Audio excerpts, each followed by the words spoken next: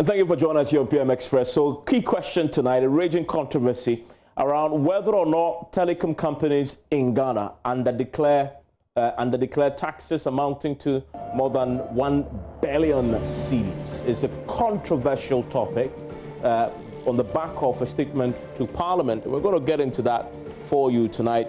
The sector minister had been to Parliament and had made a presentation, has brought back this debate about the common platform, which was raging some time back, has now taken center stage once again. Now, the communication minister told Parliament that Ghana has made savings in a tune of to the tune of 1.5 billion cedis because of under-declared taxes by the telecom operators in Ghana. This is something that the telecom operators themselves are fighting. Now, the chamber says that the ongoing working relationship between the GRA, NCA, and all the technical partner, Kelny GVG, regarding this common platform issue does not support the allegations, and that all the meetings that they've had, this has never come up, not once before. The Kelny GVG deal has come in for a lot of criticism itself and scrutiny, especially from Imani Ghana, when it was first mooted before it became a contract. Imani had initially wanted the contract cancelled because it believed it was needless and a rip-off. They believed that there was not going to be any savings after all in this, and that we didn't really need it because the structure that was in place was adequate. The Communications Ministry objected to this and pressed on with it. So then comes the questions that minority member of the Communications Committee, Sam George, posed, seeking to find out how much we have saved over the period incrementally in revenue because of the implementation of this particular arrangement with Kelny GVG. The minister then was compelled. In fact, it took the Speaker of Parliament to give a 48-hour ultimatum after the minister failed to appear before the House on 3 occasions to get the minister to come and provide the details. When she did appear on Friday, she provided the details I've just talked about. My guests are joining me tonight, and I must say, from the onset, that we had tried to get the Communications Ministry to be part of this conversation because of how important this is, revenue assurance, etc. But we haven't been successful. The minister herself hasn't been responsive to our reaching out to her to get us to get the conversation ongoing. We have tried to get the National Communications Authority itself also to also join us. They've also said they can be part of this. In fact, the ministry asked us to write a formal letter, what of course we're going to put in, but they are not able to be part of this. Be that as it may, we have our own figures that we've managed to put together to share with you in the course of this. And so I want to introduce my guests who agreed to join us. And Sam George is, of course, a member of the Communications Committee. You see him there joining us via Zoom. Ashigbey is the CEO of the Ghana Chamber of Telecommunications. You also see him. And Franklin Cudjoe is founding president of Imani Center for Policy and Education. They've agreed to join us tonight. We don't have a representative from the ministry, nor the NCA. We tried. They just are not available yet to talk to us, and they've told the same. And so we're waiting. Once the clearance comes in, of course, we'll probably get the minister to speak to. But for now, I want us to listen to what the minister told Parliament last week, Friday, on this very controversial subject. Listen to Madam Eslawu Sekufo. This gives us a saving of $1.1 million every month on the contracts as signed with Kelny GVG. Additionally, unlike the previous contracts, the common platform offers real-time monitoring of 2.5 billion transactions per day within the telecom sector, covering calls, short messaging services, mobile money transactions, etc. Although there was some level of monitoring by Suba and AfriWave at the time, both companies primarily dependent on after-the-fact CDRs, which are core detail records from the telecoms companies, and could not independently verify these numbers. Today, we have an online and real-time monitoring platform directly from the same information sources as the telecoms companies into the common platform. As the system independently monitors and verifies declarations from the mobile network operators and gives the NCA and GRA 24/7 full visibility on all transactions within the sector.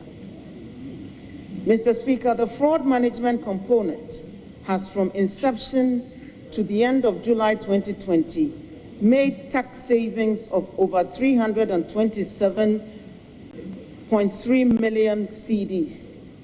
Over the life of the contract, the common platform is expected to deliver tax savings of approximately 799.6 million Ghana cedis. This comes with a state-of-the-art fraud management system known as Telecom.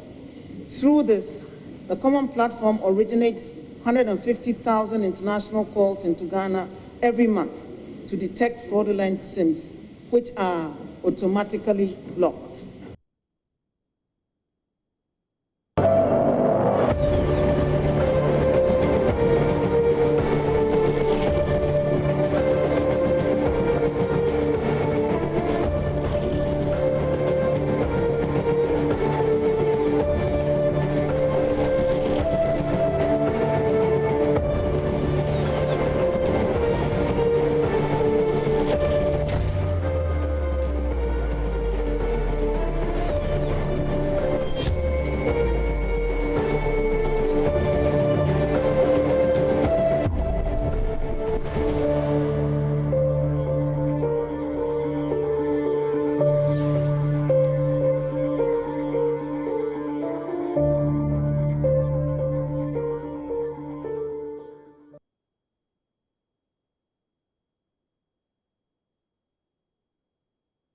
Well, I want to start with Ken Ashigbey, who is with the Chamber of Telecom Operators, who joins us on Zoom. Mr. Ashigbey, you issued a statement. You disagree with the figures put out. In fact, you say that it isn't true that you had under-declared these taxes, etc. I wonder, since this was read in Parliament and you raised the issues, whether there have been any further engagement, because that's what fundamentally what you were asking for in your statement, that you were asking for some more engagement on this and get some briefing on this and clarifications. Have you received that? Thank you very much, and good evening, Evans and Franklin and St. George. Thanks for the opportunity. Well, since the minister went to Parliament and we received that information on Friday, we issued the statement. There's been no engagement. But it's important to also note that the statement, the response as given by the minister is not different from what had happened on the 14th of November when the ministry organized a press conference. And I think then it was a 300 million that was referred to. And subsequent to that, we, apart from the statement we issued on the 20th of November, we also wrote to the ministry, or we wrote to the GRA, which is the implementing agency with the NCA, requesting for a report, because this is revenue assurance. And like in any revenue assurance purposes, and what had been agreed between ourselves and the Kelny GVG and all the partners was that once they started their work, they would give, if there were any reports, they would discuss it with us, and then explanations offered and reconciliations done before you come to a conclusion. And that's standard in any practice that has to be done. And since November, when we wrote to the GRA, wrote to the Ministry of, copied the Ministry of Communication, NCA Ministry of Finance, we have not, our members have not received the information. And for 9 months, there's been engagement that our members have had with the NCA, the GRA, Ministry of Communication, there's been this issue has not been on agenda. So the point we make and we insist on is that as an industry, we have not under-declared any tax. So the potential of 470 million under declaration of tax that was mentioned, and then the from the beginning of from 2015 up to the first quarter of 2017, and then the estimated 300 million that is supposed to have tax savings that had been made from the first quarter of 2017 up to the to date, the 300 million. So far as we as an industry are concerned, that has not happened. And you would agree that the contract itself was signed sometime in the last quarter of 2017. So whatever would have been done to come to that 470 would have been also not from live data that would have been collected. It would have been from CDRs that would have been analyzed, But the point we are making is that this information has not been brought to the attention of our members. And we are of the firm belief that if that day the report is brought to us and we engage the partners who are involved, we'll be able to explain, whatever numbers that they are seeing in that data with evidence of what has happened, in terms of revenues that have been generated and as well as taxes that have been paid. Evans, we need to bear in mind that when we come to the telecommunication industry, this is not industries that is not a sole proprietorship that one person runs. This is an industry that has shareholders, and most of the time they're multinationals. Some of the companies have multiple thousands of shareholders that are Ghanaians, who have appointed board members who have fiduciary responsibility towards these shareholders. And these board members have appointed management made up of a lot of Ghanaians who are running these institutions. So for even the shareholders to guarantee their return on investment, revenue is very important. So they need to ensure that every revenue is accounted for. That's the only way they can get their return. And then also even for the managers who manage these businesses, the only way they are guaranteed their bonuses, the only way people get their promotions and all of that is based on the revenues. So if you can under-declare revenues to the taxman, then in the same way you can under-declare revenues to the board, you can under-declare revenues even to the shareholders, and their return on investment will not be guaranteed. And some of these boards have government representation on some of these boards, and so we, in terms of revenue assurance, the business itself takes it very serious by the very nature of the way these businesses are structured. I want to bring in, Mr. Ashigbey, just a second. I want to bring in Sam George, who asked that question, because there's a few things I want to get into with some of the specifics that the Telecoms Chamber had raised. But Mr. Sam George, very quickly, you asked this question that got a minister to come to Parliament with the answers. Happy with the answers you got? Mr. George, kindly unmute the Zoom. Yes, very good evening to you and my co-panelists and our listeners. The point must be made that the question that I asked was a simple question. One on what were the incremental revenues since the implementation of the common platform. Unfortunately, in my humble estimation, the minister failed to answer that question. She failed to show evidence or give any information whatsoever on incremental revenues.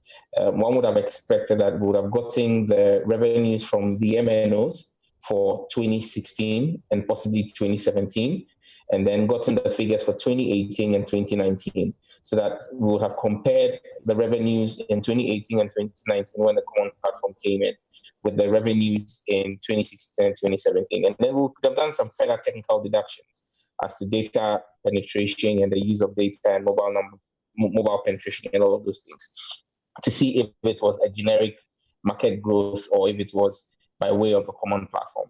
So for me, I didn't get those answers. However, the minister's answers sought to raise very critical issues. And so in my follow-up questions, I asked a specific question related to a portion of the answer that suggested criminality on the part of the mobile network operators. When she said that these MNOs have underdeclared their taxes. These are international bodies like, as Engineer Ken Ashigbey puts out, and they have shareholding structures and shareholders across the world.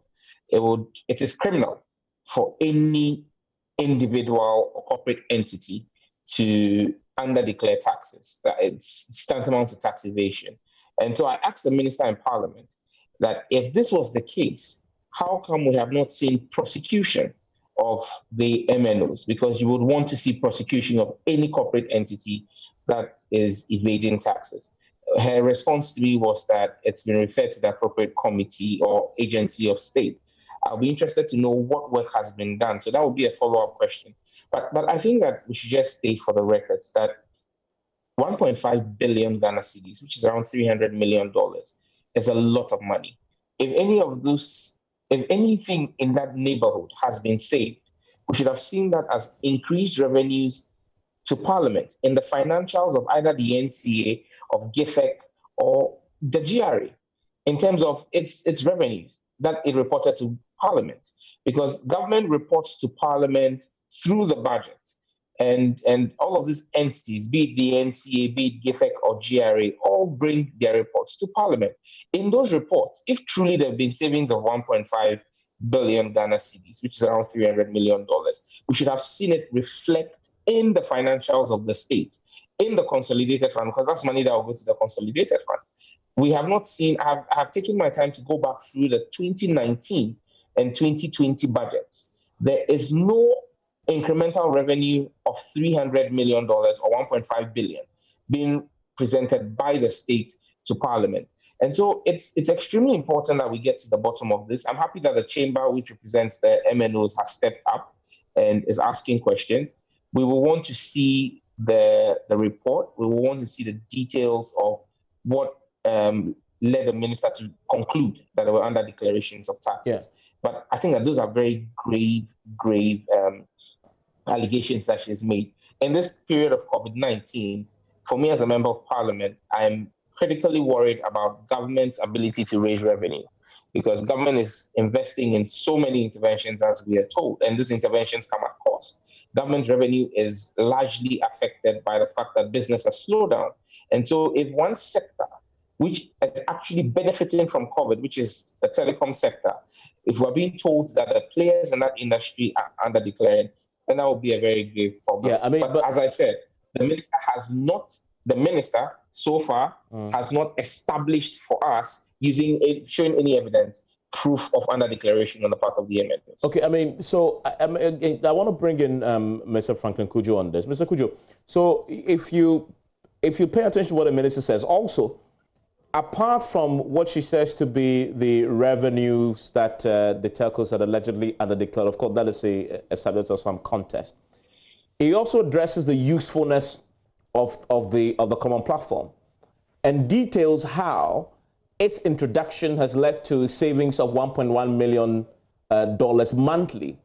And he goes into some great specifics there, because the NCA, he says, we used to pay $900,000 to AfriWave, that is under the previous administration, while the GRA was paying $1.6 million to Suba, all to do the same job that Colonel GVG was now doing, totaling some $2.5 million. Now, the NCA is paying $500,000, and the GRA is paying $800,000. That is just $1.4 million, saving us $1.1 million a month when it comes to just the amount we are paying. If you take that alone, doesn't that justify at least why we had to bring in County GPG? Well, good evening to my good friends on the show and yourself, Evans. That analogy is akin to two thieves who have been caught stealing plantain from someone's farm. and the one person suggesting that the plantain I stole was shorter. And because it was shorter, shorter than the one that the other person stole, because of that, I'm a better thief. I don't understand that logic at all. In fact, look, this whole business about savings is just basic arithmetic gone wrong. First of all, we are saying that the previous system that existed did really no work. I mean, it has to be established that the previous systems that she's comparing the Kelly to were collecting CDRs after the fact. In fact, there was no real-time monitoring. In any case, even if there was real-time monitoring, the question really would have been, what exactly were the savings that we were making, right?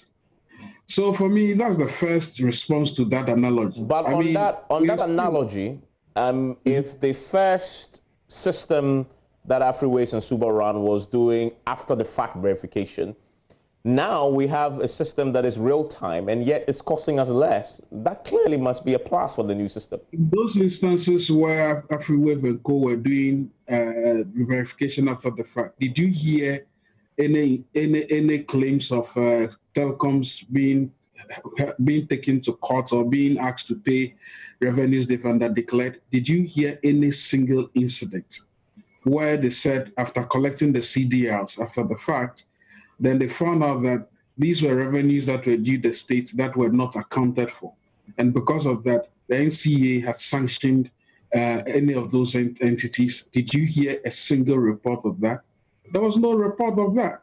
So it cannot be the case that because you've replaced a system, and obviously with a much more, with a system that doesn't seem to, I don't want to describe it as working or hasn't worked, because it was not needed in the first place.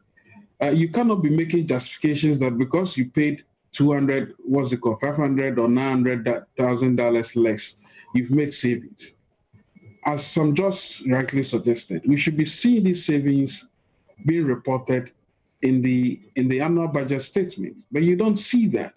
And I'm submitting to you that is not the way to do analysis of the savings you've made. We are saying to you that this system was not needed in the first place because the issues you are trying to solve can easily be solved through a risk assessment. If you did believe that the telcos were stealing money or hiding taxes, the first thing you need to do is to ensure you do a risk analysis, maybe collect the same CDRs and call random numbers and see if those numbers will be picked up by the CDR at the records.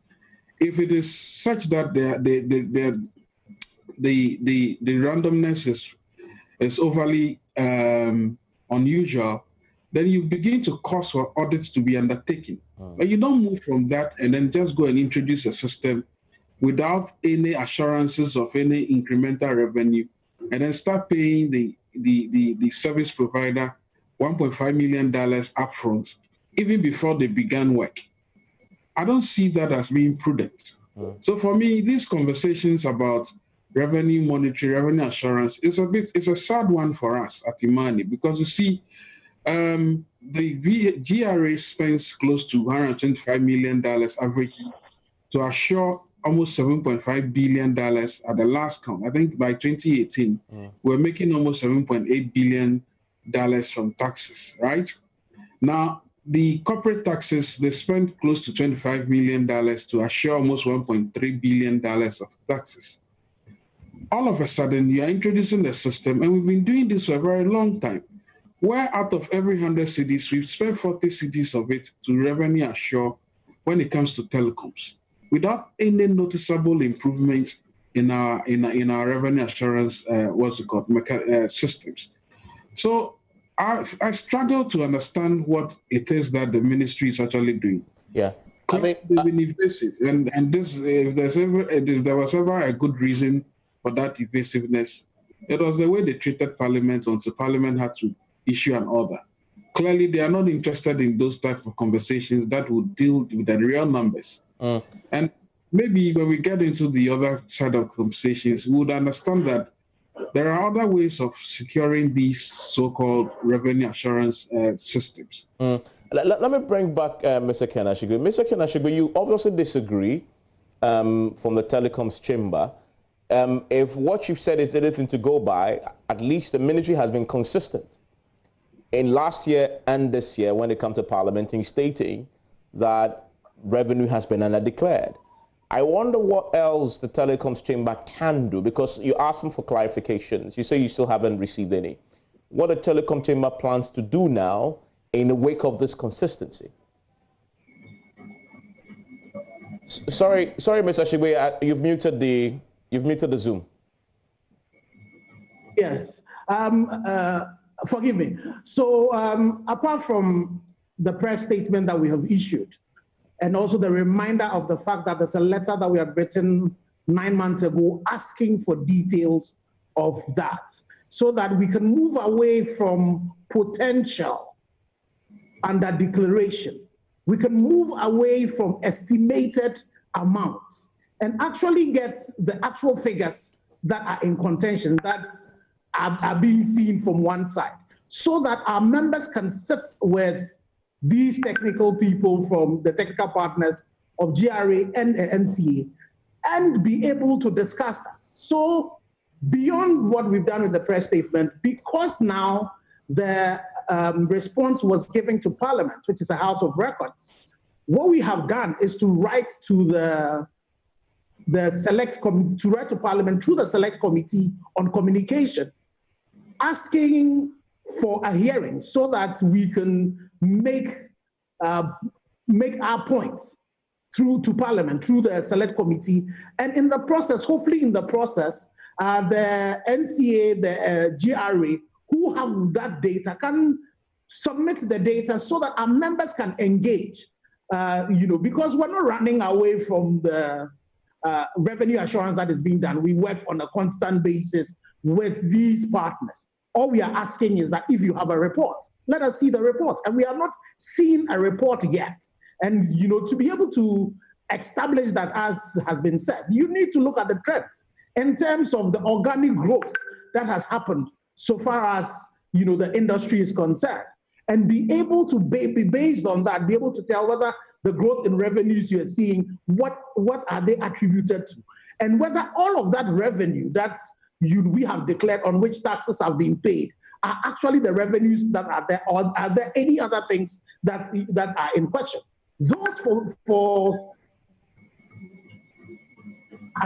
things that we discuss, but the only way we'll be able to discuss that is when a report is placed, because it's not an issue of just the quantums. What is the makeup of those quantums and what goes into all of those, so that we'll be able to deliberate upon them. And it's the reason why we will hope that the GRA, the NCA, and the Ministry of Communication, Ministry of Finance, we are not asking for information to the chamber. We are asking for information to the members of the chamber whose revenues are being assured, who have set up the chamber as that speaks on behalf of issues that are common to all of us. And the issues of taxations are one of the things that are common to the industry. And we're hoping that when we engage Parliament, we would be able to get the opportunity of getting this data so that we will be able to speak to it. And then when we finish all the reconciliation and all the reporting, the truth will be told. But the point has to be established that as good corporate citizens, we have not engaged in any illegality. We've not engaged in any under-declaration of taxes.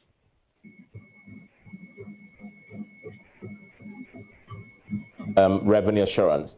The minister also gave an update on fraud management, where he also gave the specifics that from inception to the end of the July 2020, they've made tax savings of 327 million Ghana cedis. Now, over the life of the contract, they expected to deliver tax savings of approximately 799 million. This is through the telecom. I mean, dealing with, symbol fraud. Definitely, you must be happy with this outcome. Well, you see, definitely, because when it comes to working on fraud, you need to realize the fact that when it comes to the incoming traffic that comes into this country, we, by the virtue of the way we have the SIIT that operates, there is a fixed charge of 19 cents. Only 6 cents goes to the government and 13 cents come to the operators. So when it comes to fraud management, it's something that we invest in, heavily. And we, on a constant basis, we're trying to get out, the fraudsters that are involved in this, that are bypassing, the international gateways that we've paid that we are operating. So you find out that even as ourselves, before the coming into force of the common platform, that's a lot of work that we have been doing with this. And since it came, we work with the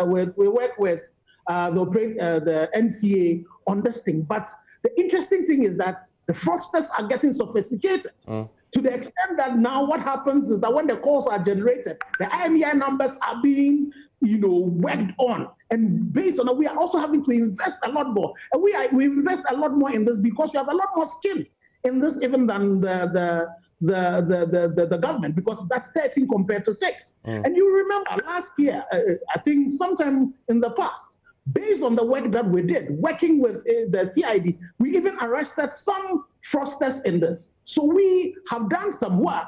It has resulted in arrest. And so in terms of the fraud management, our members, independent of what the platform is doing, we also are investing in it, and we work also with the platform. So there's our KPIs that are in place like that. When these numbers come, immediately they are deactivated, and we are constantly working on it. But we have said as an industry that the solution to a lot of this bypass fraud, beyond all the technical things that we're doing, is to take away the arbitrage that exists. That fixed 19 cents that exists, we need to take it off. And and I know that's a long-standing conversation that has been going on for a while. And now, but I want to point out something on this fraud management. The fraud management savings that the minister talks about, which obviously, you agree it's something that both of you work together on. Because I don't know about the numbers, because I don't have a report to be able to see the exact quantum that is being discussed. I'm just talking about the principle. The principle, because in fact that was going to be my fundamental question, because it comes from the same the report that the minister presented to Parliament. I assume it comes from the same common management platform. In fact, it does come from the same common management platform. And so if you're doing fraud savings because you're preventing fraud, same platform says they have underdeclared, you have underdeclared. Doesn't that, I guess, suggest that they may be onto something? No, so Ivan, all I'm saying is that the fraud management work that has been done, it's something that's been done prior to even coming into force of but specifically the common platform came. But specifically the common platform has saved us, according to the minister, 327 million.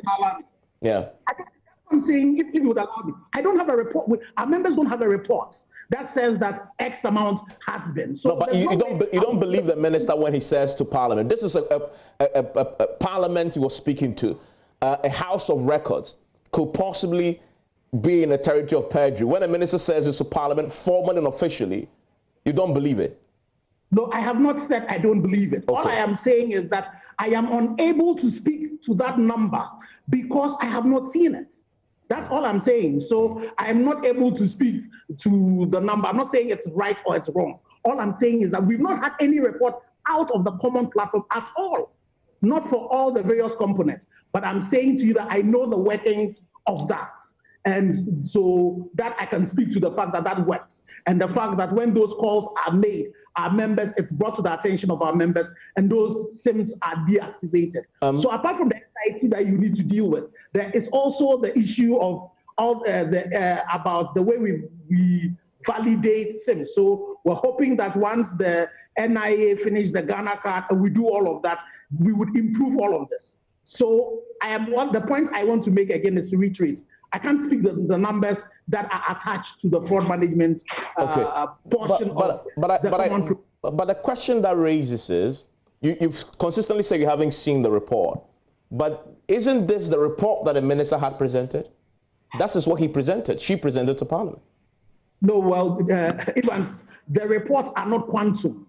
It's not an amount. What has gone into it? You need to provide that data so that it can be interrogated. As we speak now, we are unable to interrogate those numbers because all that we've had, it's not a report, it's just an amount that has been stated.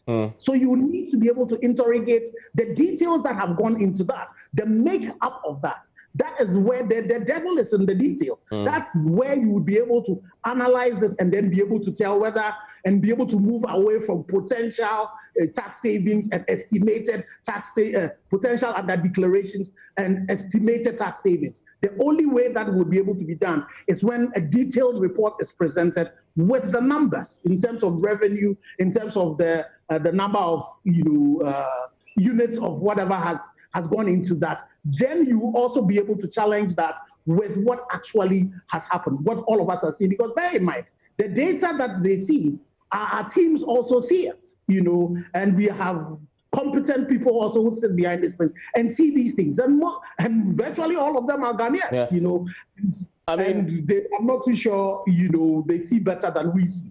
Yeah, Mr. Ashigbey, I'm grateful. I want to bring in quickly Mrs. George and, of course, Mr. Franklin Cudjoe. Mr. George, do you at least, on the face of this report that the minister presented to you and, of course, to the members of parliament, that at least this common platform that Kelly GBG is running, if it compared to what existed in the previous administration, the minister says clearly that the savings that has come purely from what NCA used to pay and what GRA used to pay to revenue assurance to do all other things has significantly improved in favor of the taxpayer. Mr. Franklin Cudjoe says the previous regime was something that was being verified after the fact. This is a real-time verification of issues, and yet we are saving, according to the minister, $1.1 million every month, compared to what used to persist before that. We are not doing any real-time verification. Sorry, I needed to cut it. Oh, you think that's not what was happening, Mr. Cudjoe? Nothing of the sort is happening.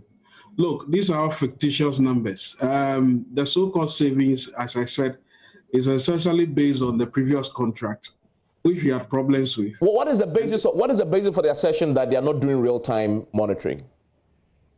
But you are hearing from the industry player, the chamber, telling you that whatever they claim they are seeing, they have competent people who are seeing far better. So what exactly are they doing? No, but the telecom chamber just disagree with the numbers. They haven't said that they disagree that there's real-time monitoring. Well, the point really is that whether you are even doing real-time monitoring or not, the point is that the telcos have engineers themselves who are actually on the beat almost every time. So if you really needed to know whether they are hiding any revenues, I've told you.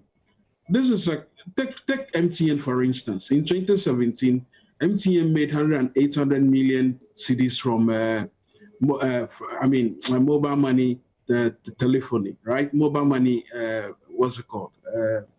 And 6% of that translates into almost 8 million Ghana cedis.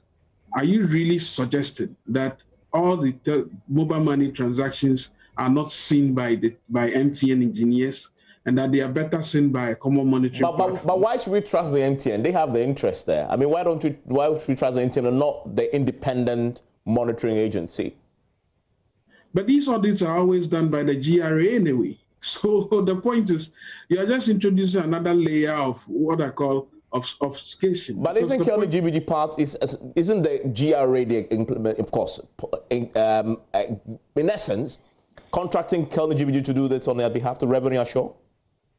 Well, Evans, the question really at the end of the day is, if you've really said these people have stolen revenue or hiding revenue, what are you doing about it? Because these are companies that are reputations, and I do not believe that they will just decide that they will steal and then be called out in the public and they'll just sit there. You need to go ahead and prosecute them because stealing is a crime.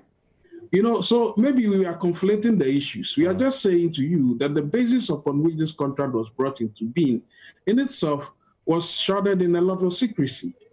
And that secrecy is to the extent that this ministry has been very evasive at every point in time when they've been asked to bring some data to serve their own permutations that they have announced.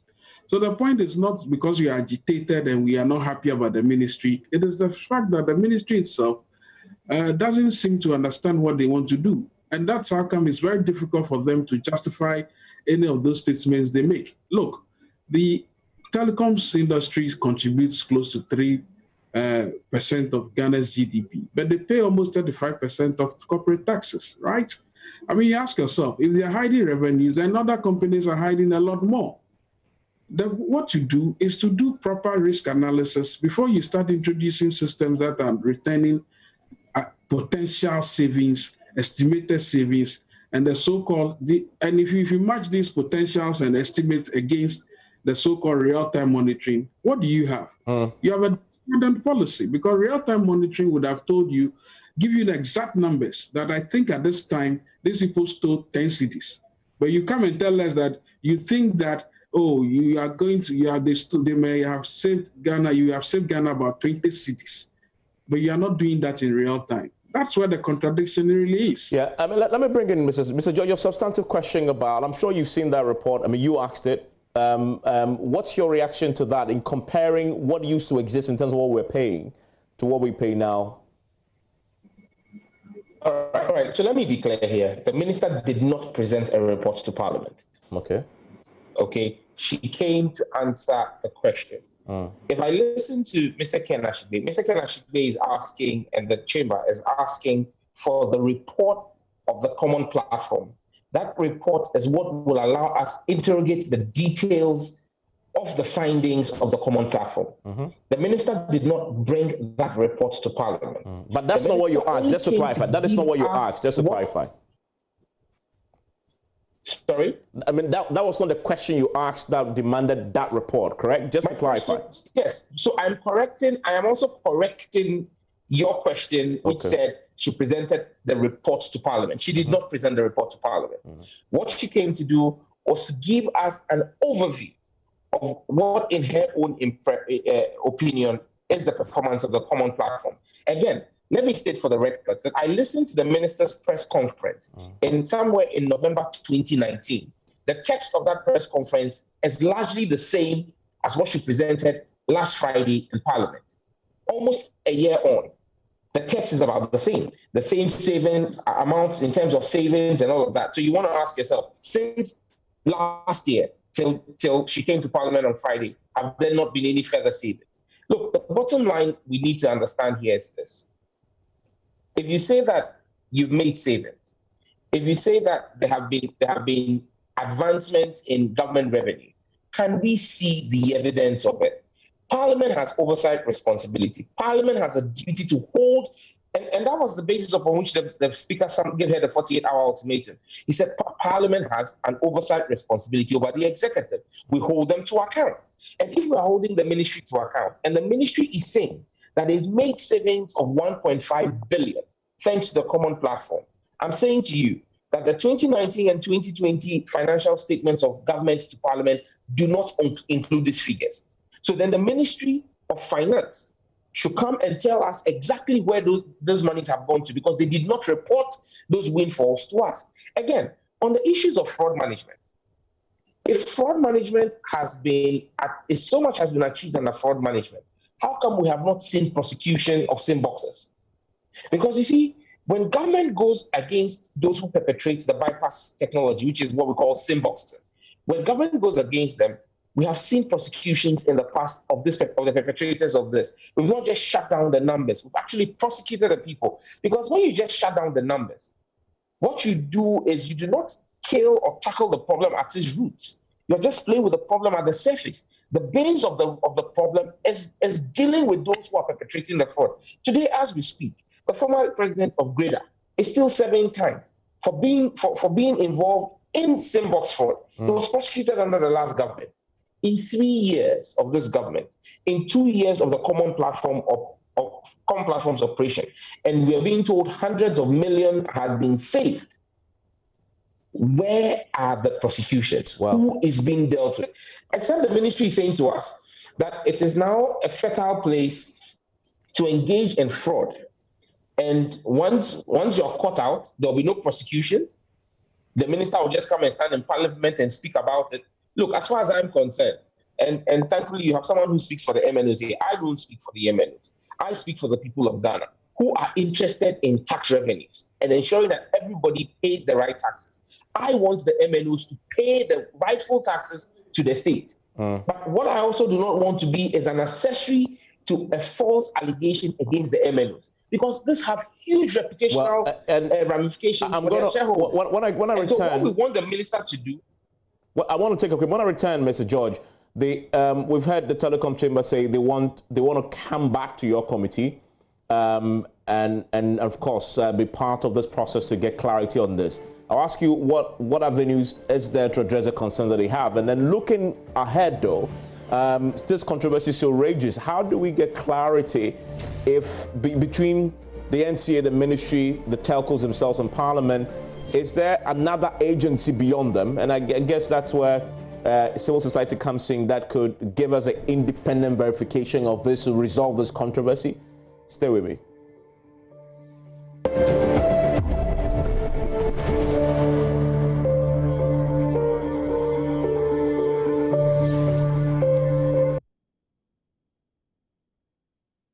My guest still Franklin Cudjoe, founding president of Imani Africa. Sam George is the member of the Communications Committee in Parliament and the CEO of the Telecoms Chamber, Mr. Ken Ashigbey. Mr. Cudjoe, this has to be resolved somehow.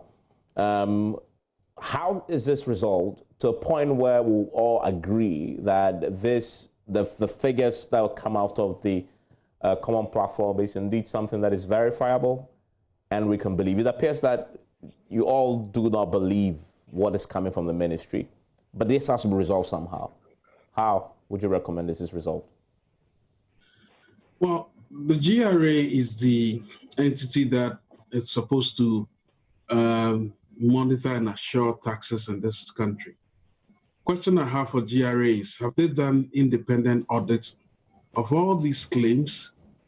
Are there any reports?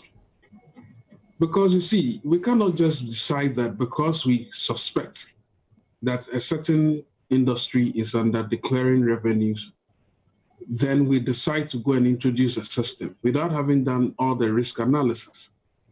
I would have expected that the GRA would have issued reports that suggest that based on observance, close observance of the data, revenue data coming from the telcos, they've seen dips, they've seen troughs, and they think that given the subscriber growth, there's more revenue that is being underreported. If there's no feasibility report of the sort, there's no way you can justify the introduction of a system that was nicodemously going to be introduced, by the way. You know, this thing never went to Parliament. Don't forget that. People forget that this whole Kearney thing, almost $175 or so million, well, it was broken into two, so 5 years, $89 million, never was discussed in Parliament. I'm sure I've told you that it was a good Samaritan who gave us the contract in the dead of night, 2 or 3 days before the contract was going to birth. It was just between the Ministry of Finance and the Ministry of Communications. So they've been evasive from day one. Something that is supposed to assure transparency, revenue assurance itself was being birthed through some very opaque system. I like to use the word opaque now. And it's funny. So the best way to go forward is to allow the GRA. And I'm sad, the GRA has become a political tool being used by both governments, left, right, center, when it's used them. I mean, you know the story about Unipass. There's no feasibility report. They just wake up from somewhere and come and introduce a system. You ask the Deputy Minister of Trade, how are you estimating 30% more revenue from this system? He says, so because I've been a shipping agent before. Have you read the report? Have you seen the feasibility report? Have you seen the contract? No, he has not seen it. Meanwhile, he's accepting that the revenue that will be generated will be 30% more. It's a classic case of the Kearney issue. You've not seen any data. GRA must be allowed to do, you see, and these are observable things that are supposed to be done. Before you introduce some instruments, some technology that you call real-time monitoring. If you are monitoring in real time, you should be able to tell rather than giving estimates. So the GRA should be the number one arbiter in this instance. Okay. And independent, maybe George. Yes, I'm George. Parliament should think about conducting an independent verification audit, because this whole thing is a charade. Yeah. I mean, it's sickening. Let me bring in some George. Mr. George, yes. Assurances. You know, Evans, it's important that we understand one thing, that in all of this conversation, one thing the minister keeps highlighting is the fact that, oh, there were two service providers and now it is one service provider, so we have a common platform. Maybe it will interest you and our viewers to know that the GRA has actually contracted another entity called Safari Tech to do the same thing that a common platform is doing. And so that's a discussion we will come to at another time. When did this happen? Exactly. Oh, Safari Tech is doing work for the GRA. I'm putting it out on record here. And I'm saying that we are barely 2 minutes to the end of the show. Yes. We would come to have this full discussion as to what exactly Safari Tech is doing. Because if the common platform has put out detail, why has the GRA contracted another company to do the same thing that a common platform is doing? Is it for free? Are we paying again for that? And so these are issues, and I'm happy that the chamber is petitioning Parliament.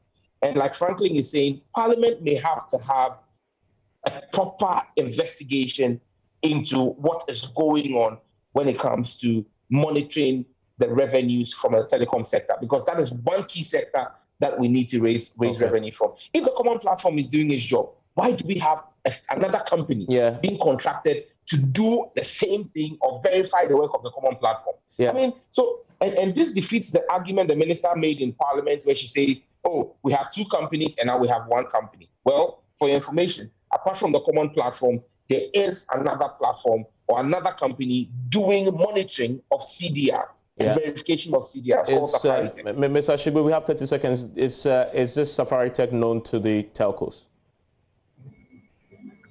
Sorry, you kindly mute the mic of the Zoom.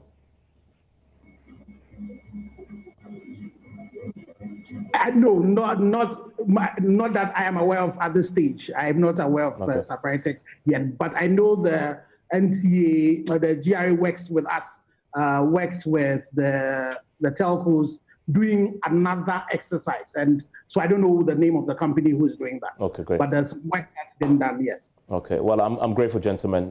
Thank you for joining me. This is definitely not going anywhere soon because of the monies involved and the revenue that we definitely need. We'll return to this. Hopefully by that time, we'll get some reaction from the Ministry of the NCA. And if you watch this and wonder why we didn't have somebody from the NCA or the Ministry to join us, it isn't because we didn't try. We did try. Myself, just before we came on, I've been on the phone because we've been trying to get them for the past 48 hours and didn't get any reaction. But I was told that we'll probably have to do this later on if the minister agrees to a letter that we have to send. And so, of course, when we do get that, we'll bring that to you here on PM Express. Enjoy the rest of your evening.